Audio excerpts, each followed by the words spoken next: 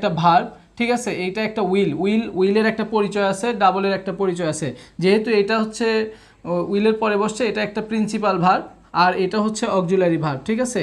এটা আমরা ভার্বের দুইটা পরিচয় পাইলাম, ঠিক আছে। এখান থেকে আরও পরিচয় পাওয়া যায় কিনা দেখি, এদের আরও পরিচয় বের করবো, সার্জারি করে ফেলবো, কেটে টুকরো টুকরো করব, ঠিক আছে।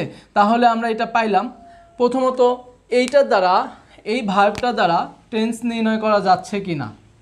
যদি টেন্স নির্ণয় করা যায় তাহলে সেইটা হবে হচ্ছে, আমরা কিন্তু জানি যে গত ক্লাসে বলেছিলাম যে ভার্ব দ্বারা টেন্স নির্ণয় করা যায় তাকে ফাইনাইট ভার্ব বলা হয়, আর যে ভার্ব দ্বারা টেন্স নির্ণয় করা যায় না তাকে নন ফাইনাইট ভার্ব বলা হয়। এখন আলোচনায় আসি যে পূর্বের ক্লাসে ছিল যে ফাইনাইট ভার্ব আর নন ফাইনাইট ভার্ব।